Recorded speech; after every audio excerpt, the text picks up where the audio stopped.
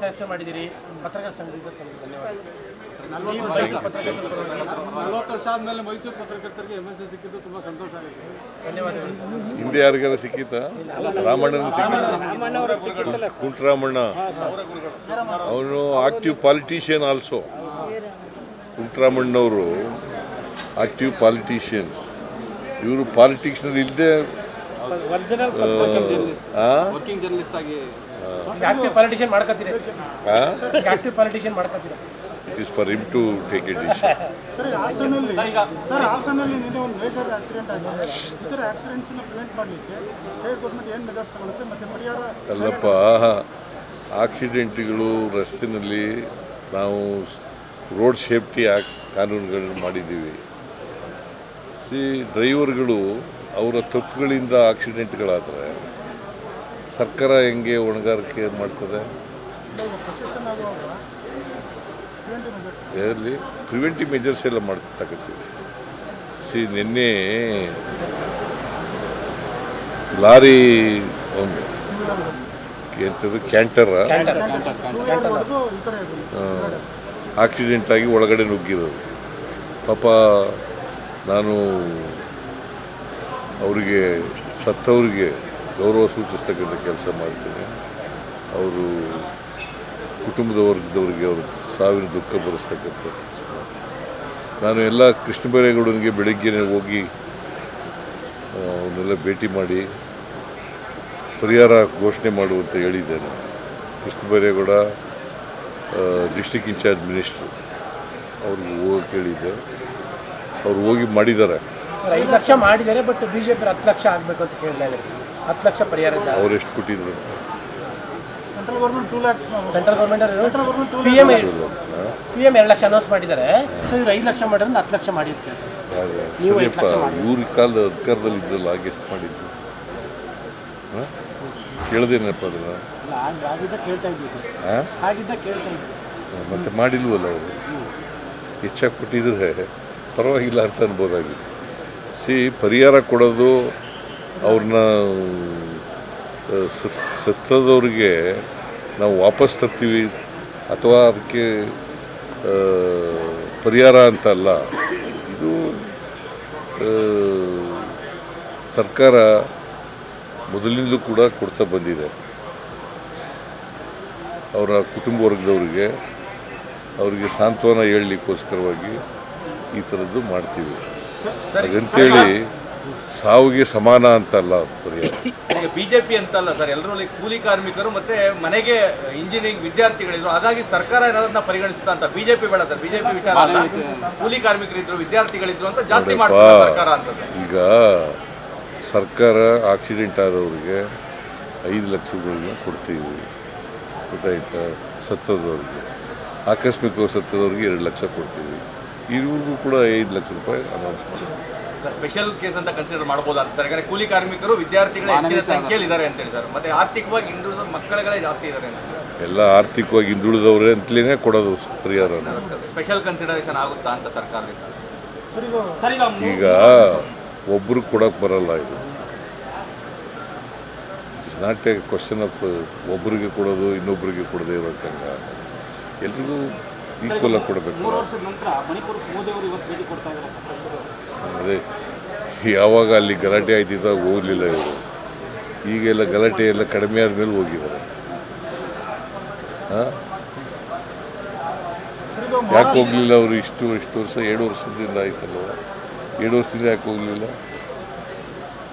Sir? ಈಗ ಧರ್ಮಸ್ಥಳದ SIT ತನಿಖೆ ವಿಚಾರದಲ್ಲಿ ವಿಳಂಬ ಆಗ್ತಾ ಇದೆ, ಹಾಗಾಗಿ ಅನ್ನುವಂಥ. ವಿಳಂಬ ಆಗ್ತಾ ಇಲ್ಲ, ಇನ್ವೆಸ್ಟಿಗೇಷನ್ ಮಾಡ್ತಾ ಇದ್ದಾರೆ.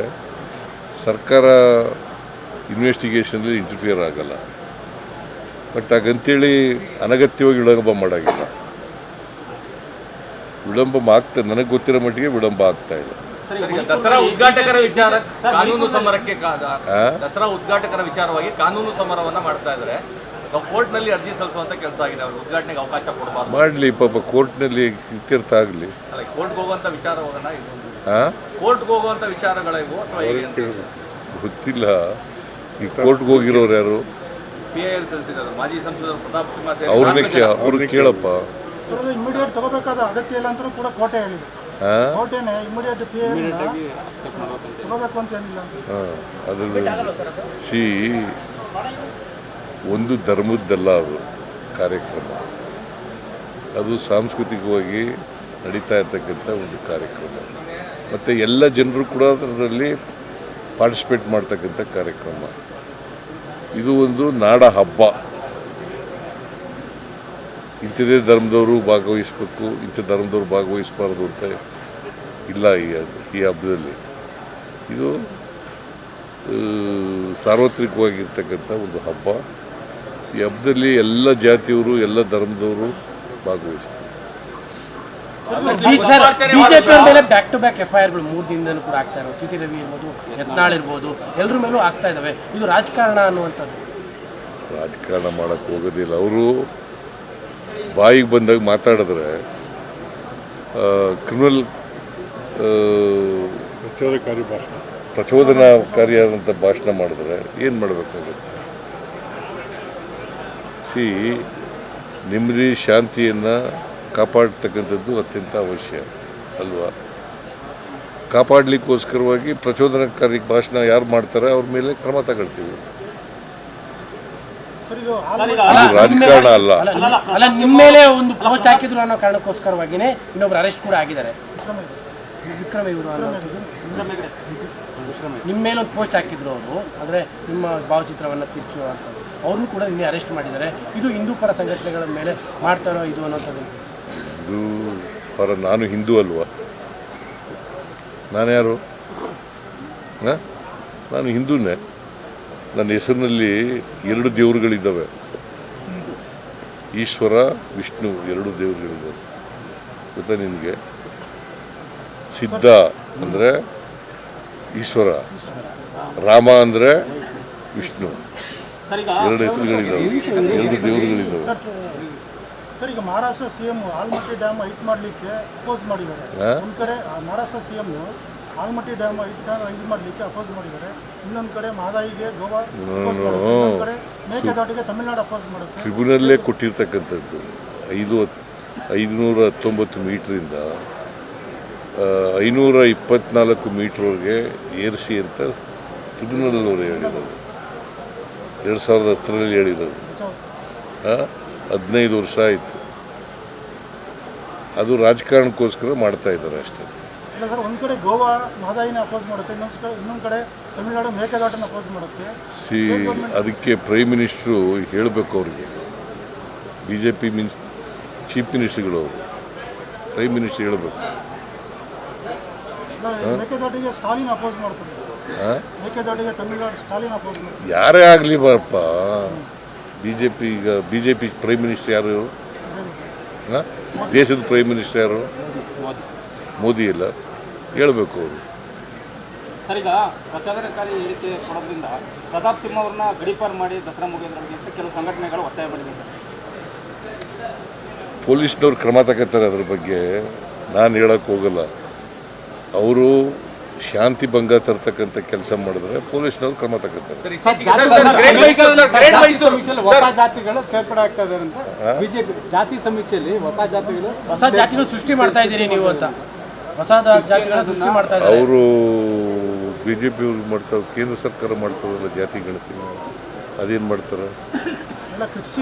ಅಲ್ಲಲ್ಲ ಕೇಳಪ್ಪ, ಯಾರು ಕನ್ವರ್ಟ್ ಆಗಿದಾರೆ ಆ ಜಾತಿ ರೀ. ಈಗ ನಾನು ಹಿಂದೂ ಇಂದ ಮುಸಲ್ಮಾನ್ಗೆ ಕನ್ವರ್ಟ್ ಆಗಿದ್ದೀನಿ ಅಂತ ಇಟ್ಕೊಳ್ಳೋಣ, ನಾನು ಆಗಲ್ಲ.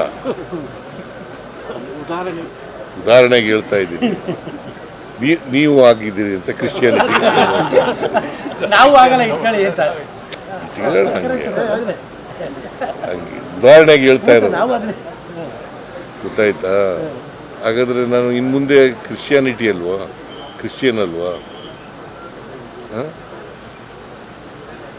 ಹಂಗೆ ಈಗ ನಾವು ಕನ್ವರ್ಷನ್ ಆಗೋದು ಬೇಡ ಅಂತ ಹೇಳಿದ್ರು ಕೂಡ ಕೆಲವರು ವ್ಯವಸ್ಥೆಯ ಪರಿಣಾಮವಾಗಿ ಕನ್ವರ್ಷನ್ ಆಗಿಬಿಡ್ತಾರೆ. ನಮ್ಮ ಸಮಾಜದಲ್ಲಿ, ಹಿಂದೂ ಸಮಾಜದಲ್ಲಿ ಎಲ್ಲರೂ ಸಮಾನತೆ ಇದ್ದಿದ್ರೆ ಯಾಕೆ ಕನ್ವರ್ಷನ್ ಆಗ್ತಾರೆ? ಸಮಾನ ಈಕ್ವಲ್ ಆಪರ್ಚುನಿಟೀಸ್ ಇದ್ದರೆ, ಸಮಾನತೆ ಇದ್ದರೆ ಯಾಕೆ ಅಸ್ಪೃಶ್ಯತೆ ಯಾಕೆ ಬಂತು? ನಾವು ಹುಟ್ಟಾಕಿದ್ವಾ? ಮುಸ್ಲಿಂ ಕ್ರಿಶ್ಚಿಯನ್ ಅಲ್ಲೂ ಇದೆ ಅಂತ ಹೇಳಿದಾರೆ, ಅಸಮಾನತೆ ಅಲ್ಲೂ ಇದೆ. ನಾನು ಎಲ್ಲೇ ಇರಲಪ್ಪ, ಹಿಂದೂ ಮಾತ್ರ ಎಲ್ಲ ಕಡೆ ಇದೆ ಅಂತ. ಮುಸಲ್ಮಾನ್ ಧರ್ಮದಲ್ಲರೂ ಇರಲಿ, ಕ್ರಿಶ್ಚಿಯನ್ ಧರ್ಮದಲ್ಲರೂ ಇರಲಿ, ಇಲ್ಲಿದ್ದರೆ ಈಗ ನಾವು ಯಾರು ಕೂಡ ಅಥವಾ BJP ಅವರು ಯಾರು ಕೂಡ ಕನ್ವರ್ಷನ್ ಆಗಿ ಅಂತ ಹೇಳಿಲ್ಲ ಅಲ್ವಾ? ಕನ್ವರ್ಷನ್ ಆಗಿದ್ದಾರೆ. ಇಟ್ ಈಸ್ ದೇರ್ ರೈಟ್ ಅಲ್ವಾ? ಕನ್ವರ್ಷನ್ ಆಗೋದು ಅವರು ರೈಟ್. ಮಣಿಪುರ್ಗೆ ಭೇಟಿ ಕೊಡೋದು ಏನು ಸಂದೇಶ ನೀಡ್ಬೋದು ಅಂತ ಮೋದಿ ಅವರು ಭೇಟಿ ಕೊಡೋಂಥದ್ದು ಏನು ಸಂದೇಶ ನೀಡ್ಬೋದು ಈಗ 3 ವರ್ಷದ ನಂತರ ಹೋಗೋದು? ಸಿಹಿ ಅವರು ವಿರೋಧ ಪಕ್ಷದವರು ಒತ್ತಡ ಆಯ್ತಲ್ಲ, ಯಾಕೆ ಭೇಟಿ ಕೊಟ್ಟಿಲ್ಲ ಅಂತ ಹೇಳ್ತಿಲ್ಲ, ಅದಕ್ಕೋಸ್ಕರ ಭೇಟಿ. ಗ್ರೇಟ್ ಮೈಸೂರ್ದು ನಗರಾಭಿವೃದ್ಧಿ ಇಲಾಖೆಯಲ್ಲಿ ಅಪ್ರೂವಲ್ ಕೊಟ್ಟಿದೆ ಅಂತೇಳಿ, ಗ್ರೇಟರ್ ಮೈಸೂರು ಬದಲಿಗೆ ಗ್ರೇಟ್ ಮೈಸೂರಿಗೆ ಯಾವಾಗ ಆಗ್ಬೋದು ಅಥವಾ ಟೈಮ್ ಬಾಂಡ್ ಏನಾದ್ರು ಸಿಗುತ್ತೆ? ಅದು ಮಾತಾಡ್ತೀನಿ ಮೀಟಿಂಗ್. ಸರ್, ಶಿವಕುಮಾರ್ ಅವರು ಬಂದಿದ್ದಾರೆ ಸರ್, ನಿಮ್ಮ ಮುಂದೆ ಅಭಿನಂದನೆಗಳು ಸಲ್ಲಿಸ್ತಾರೆ. ಶಿವಕುಮಾರ್ ಅವರೇ, ಶಿವಕುಮಾರ್ ಸರ್ ಬನ್ನಿ. ಮೈಸೂರು ಪತ್ರಕರ್ತರು